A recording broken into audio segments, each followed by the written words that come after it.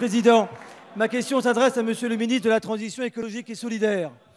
Monsieur le ministre, chers collègues, j'étais hier soir à l'île d'Ouessant, que vous connaissez bien, Monsieur le ministre, pour assister à l'immersion de l'hydrolienne mise au point par l'entreprise bretonne Sabella. Cette hydrolienne, qui sera connectée aujourd'hui même, va produire de l'électricité pour l'île à partir des courants marins.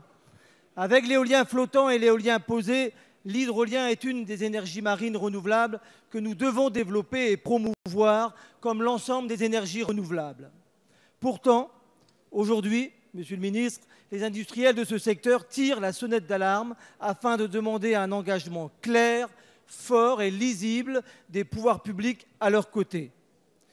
Il y a quelques jours, ils ont été rejoints en cela par 4 présidents de région qui œuvrent ensemble également pour développer les EMR.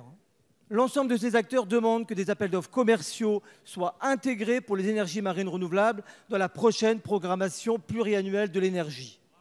Car, en plus de l'enjeu environnemental, il y a là pour notre pays un véritable enjeu industriel. En effet, si ces filières ne sont pas soutenues, c'est le développement économique de nos territoires et la création de nombreux emplois qui risquent d'être remis en cause, et ce, en dépit des millions d'euros déjà investis par les collectivités locales. En outre, sans ce soutien de l'État, ce sont les objectifs de production d'électricité renouvelable à horizon 2020 ou 2030 qui pourraient ne pas même être atteints. Alors, au moment où le GIEC rend un rapport alarmant sur la dégradation de notre climat, l'urgence est d'agir. C'est pourquoi, Monsieur le ministre, je souhaiterais savoir aujourd'hui quelle place le gouvernement entend réserver aux EMR dans le cadre de la prochaine PPE. Je vous remercie. Merci, Monsieur Legac.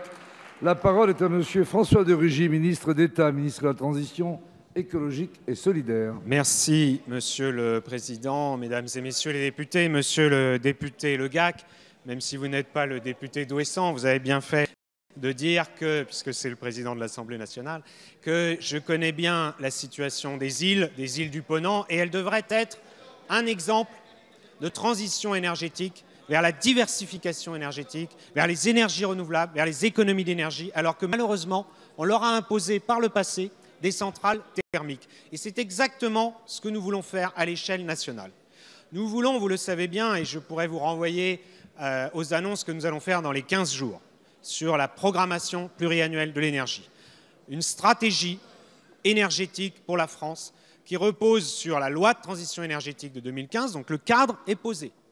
Et c'est bien sûr de réduire la dépendance au nucléaire, de lutter contre le dérèglement climatique, mais aussi bien sûr de diversifier grâce aux énergies renouvelables. Et je tiens à le dire également, car c'est extrêmement important, que l'on soit dans une île ou que l'on soit au cœur de la France, que l'on soit en ville ou à la campagne, la sécurité d'approvisionnement électrique de la France.